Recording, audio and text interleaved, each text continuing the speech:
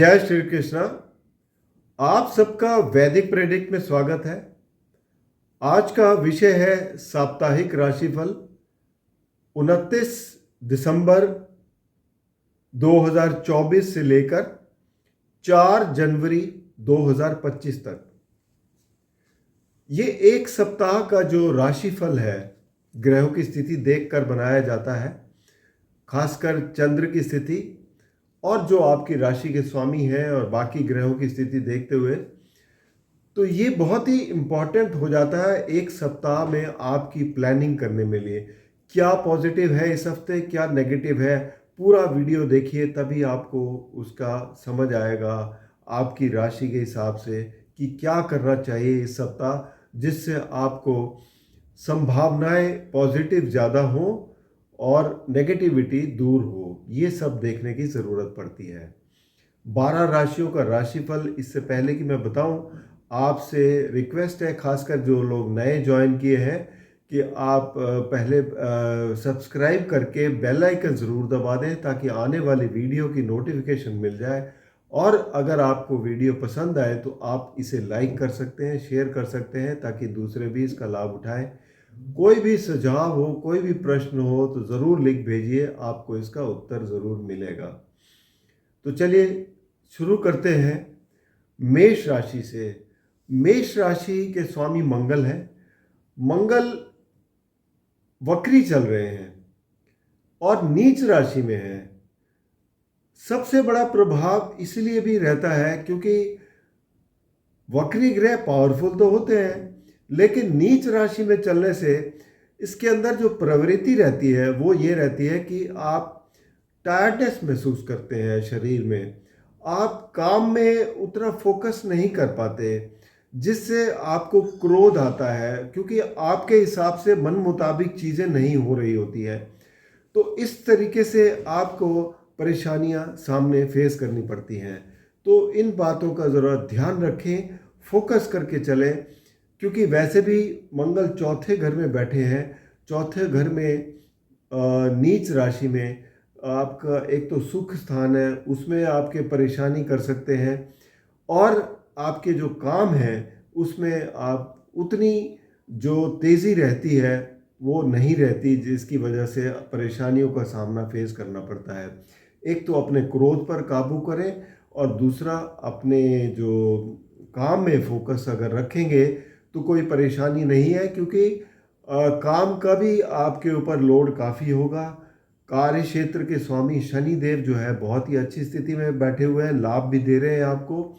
तो काम निरंतर आपका बढ़ता जा रहा है, तो इसलिए आपको खासकर ध्यान देने की ज़रूरत है। इधर भाग्य स्थान के मालिक गुरु, वो भी वक्री बैठे हुए हैं दूसरे घर में, जो एक बहुत अच्छी स्थिति में है। गुरु क्योंकि वृषभ राशि में दूसरे घर में है, कारक भी होते हैं दूसरे घर के, तो ये लाभ दे रहे हैं आपको, धन का भी लाभ दे रहे हैं, भाग्य आपका साथ दे रहा है। तो परिस्थितियां आपके लिए काफ़ी अच्छी है, तो इसका पूरा फ़ायदा उठाइए। बस जहाँ पर आपको कमी है वहाँ पर ज़्यादा ध्यान दीजिए। और दूसरा एक चीज़ और है कि बुध ग्रह जो कम्युनिकेशन के कारक हैं, आपके एनालिटिक एनालिसिस के कारक हैं, 8वें घर में मंगल की राशि में बैठे हैं। हालांकि अपने ही नक्षत्र में है और 4 तारीख को राशि भी परिवर्तन करेंगे, लेकिन थोड़ा सा यहाँ पर आपकी कम्युनिकेशन में प्रॉब्लम हो सकती है क्योंकि 8वें घर में बैठे हैं। और इस बात का कम्युनिकेशन का मतलब ये है कि जो भी आप किसी से कुछ कहना चाहते हैं वो पूरी तरीके से समझा नहीं पाएंगे, तो इसलिए आपको थोड़ा ज़्यादा एफर्ट डालने पड़ेंगे।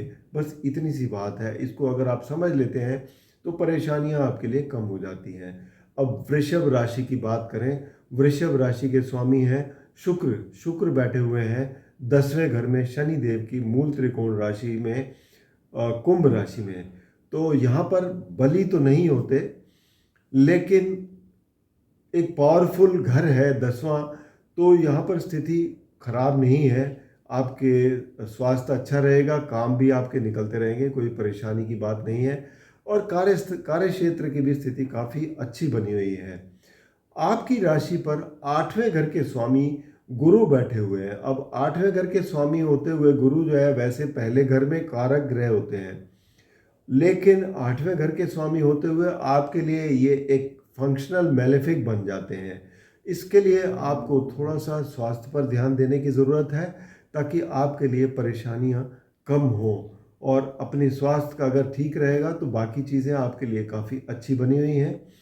मंगल जो नीच के हैं, तीसरे घर में बैठे हैं, भाई बहनों के साथ संबंध अगर अच्छे रखेंगे, खासकर तीसरा घर जो है कम्युनिकेशन का भी होता है, कम्युनिकेशन में भी थोड़ी बहुत दिक्कत हो सकती है। और जो आपके साथ काम करते हैं लोग, उनके साथ भी आपको तालमेल बिठाकर चलना चाहिए। ओवरऑल स्थिति बाकी आपके लिए बहुत अच्छी है। और धन भाव के स्वामी जो है बुध 7वें घर में बैठे हैं। 7वां घर पार्टनरशिप का होता है और साथ ही में आपके पति पत्नी के रिश्तों का भी होता है। तो यहाँ से आपको फायदे मिल रहे हैं, जिससे आपको धन लाभ होगा। तो वृषभ राशि वालों के लिए स्थिति काफ़ी अच्छी बनी हुई है। मिथुन राशि की बात करें, मिथुन राशि के स्वामी बुध जो कि 6ठे घर में बैठे हैं। 6ठे घर में थोड़ा सा कमज़ोर स्थिति इसलिए भी है क्योंकि स्वास्थ्य में थोड़ा प्रभाव पड़ सकता है, यहाँ आपको ध्यान देने की ज़रूरत है। हालांकि आर्थिक दृष्टि में तो कोई परेशानी नहीं है, क्योंकि मंगल जो है वो धन भाव में बैठे हैं, हालांकि नीच की राशि में है, वक्री है, जो ये बताते हैं आय भाव के स्वामी भी हैं। तो आपके आय में भी वृद्धि कर रहे हैं, धन में भी लाभ होगा।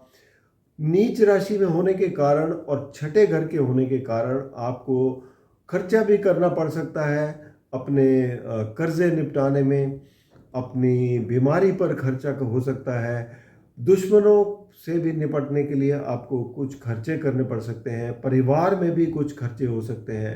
तो ये स्थिति है। हालांकि एक तरफ आय बनी हुई है तो दूसरी तरफ खर्चे भी हैं, कोई परेशानी की बात ऐसी नहीं है। अपनी वाणी पर ज़रूर ध्यान दें, जो कि आपको परेशानी में डाल सकती है। इसके अलावा आपके लिए शनि देव जो है वो भाग्य स्थान में बैठे हैं शुक्र के साथ। तो भाग्य स्थान में शनि देव मूल त्रिकोण राशि में बैठे हैं, भाग्य आपका साथ दे रहा है, परेशानी कोई नहीं है। राहु 10वें घर में बैठे हैं। जो लोग राजनीति में हैं, डिप्लोमेसी में हैं, वो उनके लिए काफ़ी लाभदायक है अगर उनकी राहु की दशा चल रही है, क्योंकि दशा देखना भी बहुत ज़रूरी होता है। और चंद्र जो कि अपना गोचर शुरू कर रहे हैं वृश्चिक राशि से, पंचम भाव से। पंचम भाव तो अच्छा है, लेकिन नीच की राशि में बैठे हैं और ये आगे 6ठे घर की तरफ जा रहे हैं, जहाँ पर 31 तारीख को अमावस भी होगी। तो कमज़ोर स्थिति है, पहले 2-3 दिन तो थोड़ा सा तनाव हो सकता है, नेगेटिविटी हो सकती है, लेकिन उससे आपको परेशान होने की ज़रूरत नहीं है। आप शिवलिंग पर जल चढ़ाएं और ओम नमः शिवाय का जाप करें, इससे आपको फ़ायदा मिलेगा। ओवरऑल स्थिति देखा जाए तो कार्य क्षेत्र में आपके लिए परिस्थितियां काफ़ी अच्छी हैं। और गुरु जो है वो 12वें घर में बैठे हैं, दशम भाव के स्वामी होकर 12वें घर में बैठे हैं, जो ये कहते हैं कि आपके लिए कोई ना कोई अगर कोई चेंज आता है तो उसको पॉजिटिव लें और उस चेंज को पॉजिटिव एक्सेप्ट करते हुए आगे बढ़े, अपनी फोकस करते हुए, ताकि क्या फ़ायदा है उसमें, क्या नुकसान है, अपने वो जजमेंट आप उस हिसाब से कर सकते हैं। अब बात करेंगे कर्क राशि की। कर्क राशि के स्वामी चंद्र हैं और चंद्र का गोचर जो है वो शुरू हो रहा है पंचम भाव से। और पंचम भाव जो कि एक बहुत ही अच्छा भाव है, विवेक का भाव है। साथ में यहाँ पर बुध भी बैठे हुए हैं। बुध की स्थिति भी पंचम भाव में काफ़ी अच्छी रहती है। हालांकि राशि स्वामी मित्र नहीं है, लेकिन फिर भी भाव अच्छा होने के कारण यहाँ पर अच्छे परिणाम देंगे। और साथ में चंद्र जो है वो जाएंगे आपके 6ठे घर में, तो अमावस भी होगी। तो ये 2 दिन पहले थोड़ी सी मानसिक तनाव बढ़ सकता है, उस पर आपको ध्यान देने की ज़रूरत है। उसके बाद स्थिति थोड़ी सी संभलेगी, ऐसी कोई परेशानी की बात नहीं है। और साथ में एक चीज़ और भी है, मंगल बैठे हुए हैं नीच राशि में। जब भी मंगल नीच राशि में आपके, हालांकि योग कारक ग्रह हैं, लेकिन नीच राशि में जब बैठे होते हैं तो आपके लिए जो एक लेज़ीनेस आती है, काम करने में जो थोड़ा टायर्डनेस रहती है, वो उसका प्रभाव पड़ता है। और दूसरा इमोशनल हो जाते हैं, जिससे आपके काम में काफ़ी फ़र्क पड़ता है। तो आपको फोकस करके चलने की ज़रूरत है, और तभी आपके काम जो है अच्छे तरीके से निकलेंगे। इसके अलावा अगर आप देखें तो शनि देव जो है वो 8वें घर में बैठे हैं, मार्गी हो चुके हैं, और अब यहाँ से उनकी जो परेशानियाँ थी वो समाप्त हो चुकी हैं। शुक्र भी साथ में बैठे हैं 8वें घर में, जो 8वें घर में अच्छे रिजल्ट देते हैं। राहु 9वें घर में बैठे हैं। अगर कोई आपकी लंबी यात्राएं होती हैं, कोई भी धार्मिक यात्राएं हो सकती हैं, या कामकाज के सिलसिले में यात्राएं हो सकती हैं, आपके लिए लाभप्रद रहेंगी। और गुरु बैठे हुए हैं जो भाग्य स्थान के स्वामी एकादश भाव में, जो आपको काफ़ी अच्छे लाभ दे रहे हैं। यहाँ पर बैठकर भाग्य भी आपका काफ़ी अच्छा साथ दे रहा है, और आपको धन का भी लाभ दे रहा है। तो ओवरऑल स्थिति आपके लिए ठीक ठाक बनी हुई है। सिंह राशि की बात करें तो सिंह राशि के स्वामी सूर्य जो है पंचम भाव में बैठे हैं, जो कि एक बहुत अच्छी स्थिति में है। आपकी सोच काफ़ी अच्छी है और पॉजिटिव है, एनर्जेटिक है, और आप काम करने में काफ़ी अच्छा महसूस करते हैं। और जो आपकी प्लानिंग है वो भी काफ़ी अच्छी रहने वाली है। सप्तम भाव में शनि और शुक्र बैठे हुए हैं, पार्टनरशिप का घर है, यहाँ पर आपके लिए काफ़ी अच्छे परिणाम दे सकता है। मंगल ज़रूर 12वें घर में बैठे हैं, और मंगल की 8वीं दृष्टि सप्तम भाव पर पड़ रही है, जो कि नीच के राशि में है। तो थोड़ा बहुत परेशानियां दे सकते हैं पार्टनरशिप के मामले में, इसलिए थोड़ा सा सतर्क होकर चलेंगे तो कोई ऐसी बात नहीं है। राहु बैठे हुए हैं 8वें घर में। अब राहु 8वें घर में जब भी होते हैं तो एक किस्म से अचानक से कोई लाभ भी देते हैं, और अचानक से कोई नुकसान भी दे सकते हैं। तो अपनी जो खासकर धन के मामला है, अपने धन को, अपनी जो वैल्यूएबल चीज़ें हैं, उनको ज़रा ध्यानपूर्वक चलें, जिससे आपको कोई नुकसान की स्थिति ना हो। तो बाकी और कोई परेशानी की बात नहीं है। बुध ग्रह जो है वो चौथे घर में बैठे हैं, क्योंकि ये आपके लाभ स्थान के मालिक हैं और धन भाव के मालिक हैं, और चौथे घर में केंद्र स्थान में बैठे हैं, तो आपको लाभ भी दे रहे हैं, धन का भी संचय धन भी होगा। तो कोई टोटल परेशानियां आपके लिए कोई नहीं है। आप आगे बढ़ते रहिए, इसमें कोई फ़ायदा, इसमें फ़ायदे वाला सप्ताह है। कन्या राशि की बात करें, कन्या राशि के स्वामी बुध हैं। बुध जो है वो बैठे हुए हैं तीसरे घर में, वृश्चिक राशि में। ये बताते हैं कि आप थोड़ा सा मेहनत करेंगे तो आपको बहुत अच्छे रिजल्ट मिलेंगे, क्योंकि गुरु की दृष्टि है आपकी राशि पर, भाग्य स्थान में बैठे हैं, ये आपके लिए काफ़ी फायदेमंद है। राहु सप्तम भाव में बैठे हैं, जो आपको पार्टनरशिप वगैरह से फ़ायदा दे रहे हैं। और इसके अलावा जो शनि देव हैं, छठे घर में बैठकर आपको रोग, रिपु, ऋण ऋण वगैरह और आपके दुश्मनों पर विजय दिलाते हैं। तो स्थितियां आपके मुताबिक हैं, आपके फेवर में हैं। तो आप अपने आगे बढ़िए और इसका पूरा लाभ उठाइए। कोई परेशानी की बात नहीं है, बस सिर्फ थोड़ा एफर्ट ज़्यादा डालने की ज़रूरत है। कैरियर भाव के स्वामी भी बुध हैं, जो कि तीसरे घर में बैठे हैं। इसीलिए कह रहा हूँ, प्लानिंग अच्छी करेंगे तो आपको इसका लाभ मिलेगा। और चंद्र की स्थिति अगर देखें तो चंद्र तीसरे घर से ही अपना गोचर शुरू कर रहे हैं।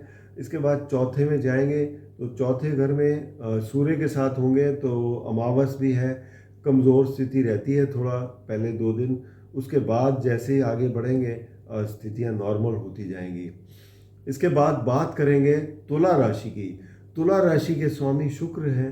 शुक्र देव और शनि देव पंचम भाव में बैठे हैं। पंचम भाव क्रिएटिविटी का भाव है, आपको स्पेकुलेटिव एक्टिविटीज़ में फ़ायदा देता है।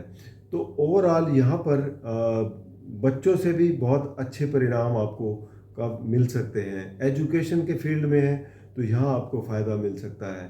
तो ये स्थिति आपके लिए काफ़ी अच्छी है, आपके लिए बहुत ही लाभकारी है। धन का भी लाभ होगा, और आपका स्वास्थ्य भी काफ़ी अच्छा रहेगा, सोच भी आपकी काफ़ी अच्छी रहेगी।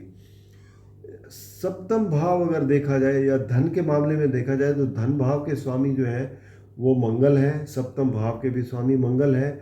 मंगल नीच राशि में बैठे हैं और दशम भाव में बैठे हैं। अब दशम भाव एक बहुत ही पावरफुल स्थान है, यहाँ पर मंगल दिग्बली भी होते हैं, वक्री ग्रह भी हैं और इसलिए मंगल पावरफुल है। लेकिन थोड़ा सा क्योंकि नीच राशि में है तो आपको सिर्फ एक चीज़ का ध्यान रखना है कि इमोशनल ना हो काम करने के मामले में। अपने काम पर अगर फोकस करके चलेंगे तो कोई परेशानी नहीं है, धन का भी लाभ होगा। नई पार्टनरशिप में एंटर ना हो तो ज़्यादा अच्छा है, बस इतना ख्याल रखें। जो करंट चल रही है उसमें समन्वय बनाए रखें, आपको धन का भी लाभ होगा, पार्टनरशिप भी बहुत अच्छी चलेगी, काम काज भी आपके बहुत अच्छे चलेंगे। 10वें घर के स्वामी चंद्र हैं। चंद्र जो कि आपके वृश्चिक राशि यानी दूसरे घर में बैठे हैं। स्थिति तो ठीक है, बुध के भी साथ है, लेकिन जैसे ही आगे बढ़ेंगे क्योंकि अभी सूर्य के साथ आएंगे 30 तारीख को, वो भी है, अमावस भी है, तो अमावस पे थोड़ा सा कमज़ोर स्थिति हो जाती है क्योंकि सूर्य के बिल्कुल नज़दीक होने के कारण कम्बस्ट हो जाते हैं, जिसकी वजह से रिजल्ट देने में उतने पावरफुल नहीं रहते। तो इस बात का ज़रूर ध्यान रखें। आगे जैसे ही बढ़ेंगे तो स्थितियां नॉर्मल होती जाएंगी, पहले 2-3 दिन थोड़ा सा परेशानी रहेगी। तो ओवरऑल देखा जाए तो स्थितियां ठीक हैं। और राहु बैठे हैं छठे घर में, जो आपको दुश्मनों पर विजय दिलाते हैं। छठे घर में आपको आर्थिक लाभ भी देते हैं। तो परिस्थितियां आपके काफ़ी फेवर में हैं। वृश्चिक राशि की बात करें तो वृश्चिक राशि के स्वामी मंगल हैं, जो कि नवम भाव में नीच राशि में बैठे हैं। अब राशि स्वामी नीच के बैठे हों जब, तो आपके जो कामों में थोड़ी सी स्लोनेस आती है, जिसकी वजह से आपको क्रोध आ सकता है। इन बातों पर अगर आप काबू पा लेते हैं, अपना फोकस कर लेते हैं, तो आपके लिए परेशानियां कम हो जाती हैं। बस इतना सा ध्यान रखना है आपको। नवम भाव वैसे तो अच्छा है और आपके राशि स्वामी जो बैठे हुए हैं यहाँ पर, बस क्योंकि राशि नीच की है और जो थोड़ा सा इमोशनल कर देती है आपको, जो काम जिस तरीके से करना चाहते हैं, जिस एनर्जी के साथ करना चाहते हैं, वो नहीं मिलती, इस वजह से परेशानियां बनती हैं। तो आप फोकस करेंगे, एनर्जी डालेंगे, तो आपके लिए परेशानियां कम होंगी। इसके अलावा शनि देव और शुक्र चौथे घर में बैठे हैं। शुक्र चौथे घर में बली होते हैं। शनि देव भी अपनी मूल त्रिकोण राशि में है, हालांकि ढैया चल रही है लेकिन ढैया समाप्त होने जा रही है, मार्गी हो चुके हैं शनि, आपको यहाँ से अब फायदा होते देते जाएंगे। शुक्र भी यहाँ पर साथ में है, जो आपके लिए ये बताते हैं कि आपको प्रॉपर्टी से लाभ हो सकता है। वाहन वगैरह नया लेना चाहते हैं तो उसमें भी आपको काफ़ी अच्छे आप आगे बढ़ सकते हैं, ले सकते हैं। तो ओवरऑल परिस्थितियाँ आपके लिए काफ़ी अच्छी हैं। और चंद्र का गोचर जो है वो आपकी राशि से शुरू हो रहा है। पहले 2-3 दिन ज़रूर, क्योंकि नीच राशि में है, उसके बाद अमावस है, 2-3 दिन थोड़ा सा परेशानी हो सकती है, लेकिन आगे चलकर परिस्थिति अच्छी हो जाएगी क्योंकि चंद्र नवम भाव के स्वामी हैं, पॉजिटिव रिजल्ट देते हैं आपकी राशि के लिए, ओवरऑल ठीक ठाक है। राहु बैठे हुए पंचम भाव में, यहाँ पर भी आपको फोकस करके चलने की ज़रूरत है। धनु राशि की बात करें, धनु राशि के स्वामी गुरु हैं, जो छठे घर में बैठे हैं वक्री होकर। अब वक्री ग्रह वैसे तो पावरफुल होते हैं, लेकिन छठे घर में जब वो भी मित्र राशि ना हो तो यहाँ थोड़ी सी परेशानी हो सकती है। रिजल्ट लेने में दिक्कतें आती हैं, कोई ना कोई रुकावटें आती हैं, परेशानियाँ स्वास्थ्य से भी हो सकती हैं, दुश्मनों से भी हो सकती हैं। इन सब पर आपको नज़र रखने की ज़रूरत है। कर्जे हैं तो उस पर भी आपको ध्यान देने की ज़रूरत है। हालांकि गुरु की दृष्टि जो दशम भाव पर पड़ रही है, यहाँ पर आपको लाभ देती है, और नवम दृष्टि पड़ रही है आपकी धन भाव पर, तो धन में भी वृद्धि दे रहे हैं। तो ओवरऑल कहीं ना कहीं कुछ थोड़ा नुकसान है तो कहीं फ़ायदा भी है। धन भाव के स्वामी शनि देव हैं। शनि देव तीसरे घर में बैठे हैं मूल त्रिकोण राशि में, जो कि ये कहते हैं कि आप मेहनत करें तो आपको रिजल्ट अच्छे मिलेंगे, धन का भी लाभ होगा। राहु चौथे घर में बैठे हैं। चौथे घर आपका सुख स्थान होता है, तो यहाँ पर आपको माता की सेहत का थोड़ा ध्यान रखने की ज़रूरत है, और घर में भी थोड़ा सा आप एफ़र्ट डालने की ज़रूरत है। और कोई ज़्यादा बहुत परेशानी नहीं है, बस आप एफ़र्ट डालें तो परेशानी नहीं है। कार्यक्षेत्र की अगर बात करें तो कार्यक्षेत्र के स्वामी बुध हैं। बुध जो है वो 12वें घर में बैठे हैं। 12वें घर में जब 10वें घर के स्वामी 12वें में बैठते हैं तो ये कहते हैं कि कोई बदलाव आता है। कार्यक्षेत्र में कोई भी बदलाव आता है उसको आप बड़े एनालिटिकल तरीके से उसको देखें, किस तरीके से उसको निपटाया जा सकता है, क्या फ़ायदा है, क्या नुकसान है। अगर अपनी परिस्थिति को सही आकलन कर लेते हैं तो कोई परेशानी नहीं है। तो ये स्थिति है आपके लिए। बात करेंगे मकर राशि की। मकर राशि के स्वामी शनि हैं। शनि और शुक्र दोनों ही दूसरे घर में बैठे हैं। शनि की मूल त्रिकोण राशि है, धन का लाभ दे रही है, परिवार में अच्छे समय है। शुक्र साथ में है तो और भी अच्छा रहता है, वाणी भी आपकी ठीक हो जाती है। तो ओवरऑल परिस्थितियां आपके फेवर में हैं। इसके अलावा तीसरे घर में जो है वो राहु बैठे हुए हैं, जो आपको पराक्रम में आगे बढ़कर आपको सहायता करते हैं। और मंगल जो है वो देखा जाए तो मंगल आपके लिए सप्तम भाव में बैठे हैं, अब नीच राशि में है। तो परेशानी यहाँ पर है, पार्टनरशिप वगैरह में है। नई पार्टनरशिप तो बिल्कुल एंटर ना हो। पुरानी पार्टनरशिप में तालमेल बिठा के चलें। कोई वाद विवाद आता है तो उससे बचने की कोशिश करें, अवॉइड कर लें, सबसे अच्छा रहता है। और कोई भी अगर परेशानी आती है तो किसी की मदद ले लें, यही फ़ायदा होता है। और इसके अलावा जो है गुरु पंचम भाव में बैठे हैं, जो आपकी मदद कर रहे हैं। तो इसलिए कह रहा हूँ कि कोई बड़े हैं तो उनकी सहायता लेके और मामले को निपटाया जा सकता है। कार्यक्षेत्र की बात करें तो कार्यक्षेत्र के स्वामी भी मंगल हैं। और कार्यक्षेत्र के स्वामी जो हैं वो शुक्र हैं। शुक्र धन भाव में बैठे हैं, जो आपको कार्यक्षेत्र से लाभ दे रहे हैं धन का। तो घर परिवार में देखा जाए तो यहाँ पर चौथे घर में सुख स्थान के मालिक हैं मंगल। तो यहाँ पर क्योंकि हालांकि मंगल की दृष्टि तो नहीं है, लेकिन स्वामी जब नीच के बैठे हों तो कोई ना कोई सुख में खलल तो आता ही है। तो इस बात का ज़रूर ध्यान रखें। अब बात करेंगे कुंभ राशि की। तो कुंभ राशि में शनि देव यहीं बैठे हुए हैं, शाह योग बनाए हुए हैं, साथ में शुक्र बैठे हैं जो कि आपके योग कारक ग्रह हैं। दोनों मिलकर बहुत अच्छे परिणाम दे रहे हैं। आपके लिए एक अच्छी स्थिति का निर्माण हो रहा है। मंगल नीच राशि में छठे घर में है। छठे घर में मंगल की स्थिति अच्छी होती है, वक्री है चाहे, लेकिन आपको फ़ायदा देते हैं। बस थोड़ा सा अगर कोई स्वास्थ्य में परेशानी है तो उस पर आपको थोड़ा सा अपने ऊपर ध्यान देने की ज़रूरत है, क्योंकि छठा घर रोग का होता है। और मंगल अगर नीच के बैठे हो तो उसमें, क्योंकि ब्लड के कारक ग्रह हैं, तो अगर कोई भी ऐसी परेशानी है तो उस पर बिल्कुल भी नज़रअंदाज ना करें और उसका तुरंत उसका इलाज करें। इसका साथ ही देखें तो दूसरे घर में राहु बैठे हुए हैं। राहु जब दूसरे घर में बैठे होते हैं तो आपकी वाणी के घर में है। धन का लाभ तो देते ही हैं, लेकिन वाणी के लिए आपको थोड़ा सा ये ध्यान रखना होता है कि प्रॉमिसेस जो करते हैं वो वैसे करें कि जो आप पूरे कर सकें, क्योंकि राहु आपको ऐसे करवाते हैं कि आप बढ़ चढ़ के बोलते हैं। तो थोड़ा सा अपने आप को अपने सिचुएशन को आकलन करते हुए उस हिसाब से आप अपने प्रॉमिसेस करें। बाकी जहाँ तक बात है आपके एकादश भाव की, तो एकादश भाव में सूर्य बैठे हुए हैं। सूर्य आपको यहाँ पर आपके नेटवर्क बढ़ाते हैं और आपका सोसाइटी में मान सम्मान बढ़ाते हैं। तो सूर्य की स्थिति बहुत अच्छी बनी हुई है, जो आपको धन लाभ भी देती है। और गुरु स्वामी हैं यहाँ पर। गुरु जो है एकादश भाव के स्वामी होकर चौथे घर में बैठे हैं केंद्र स्थान में, तो ये भी आपके लिए एक पॉजिटिव है। तो ओवरऑल स्थिति आपके लिए अच्छी है। और कार्यक्षेत्र के स्वामी जो है मंगल है, जो कि छठे घर में नीच होके बैठे हैं।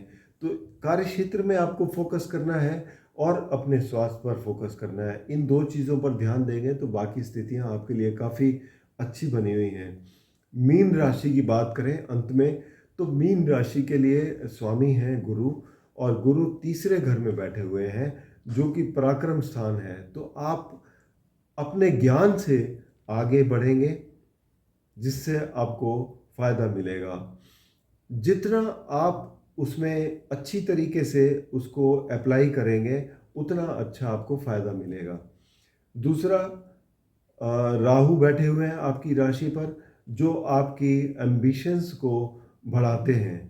तो अपनी एम्बिशंस को देखते हुए अपने हिसाब से आप आगे बढ़ें, उस हिसाब से अपने टारगेट्स रखें ताकि आपके लिए कोई परेशानी की बात ना बने। और शनि देव और शुक्र ये बैठे हुए हैं आपके 12वें घर में। शनि देव एक तो आपके खर्चों पर नियंत्रण करते हैं, शुक्र देव साथ में बैठे हैं जो आपको शुक्र खर्चा करवाते हैं। तो दोनों स्थितियां एक किस्म से काबू में आ रही हैं। एक तरफ शनि रिस्ट्रिक्ट कर रहे हैं, शुक्र देव खर्चा करने के लिए कह रहे हैं। तो आपके लिए ये जो है परिस्थिति अच्छी है। दूसरा, शुक्र जो है वो 8वें घर के स्वामी होकर 12वें में बैठे हैं तो विपरीत राजयोग बनाते हैं जो कि ये बताते हैं कि आपको कठिन परिश्रम से निकलने में आपकी ये सहायता करेंगे। ओवरऑल स्थितियाँ ठीक ठाक हैं। और यही कहूँगा, धन भाव के स्वामी मंगल है जो कि नीच राशि में पंचम भाव में बैठे हैं। पंचम भाव आपके सोच का है, क्रिएटिविटी का है, और मंगल जब यहाँ बैठते हैं पंचम भाव में और वो भी नीच राशि में तो आपके लिए थोड़ा सा मानसिक तनाव बढ़ जाता है। आपके लिए थोड़ी, क्योंकि काम आपके वैसे नहीं हो रहे थे जैसा आप चाहते हैं। दूसरा, धन तो आएगा, धन की कोई कमी नहीं रहेगी क्योंकि पंचम भाव भी धन का ही है और ये धन भाव के मालिक भी हैं। धन में कोई कमी नहीं रहेगी। बस अपने सिर्फ आपको अपने मानसिक तनाव से बचना है। उसके लिए आप मेडिटेट करें जो कि आपके लिए बहुत अच्छा रहेगा, उससे बचने के लिए मदद मिलेगी। ये था 12 राशियों का राशिफल इस सप्ताह के लिए जो 29 दिसंबर से शुरू होगा और 5 जनवरी 2025 4 जनवरी 2025 तक रहेगा। व्यक्तिगत रूप में अगर आपको कोई भी समस्या है तो आप नीचे दिए गए नंबर पर संपर्क करें या फिर vedicpredict@gmail.com पर अपने जन्म की विवरण देकर अपनी कुंडली का विश्लेषण करवा सकते हैं। धन्यवाद।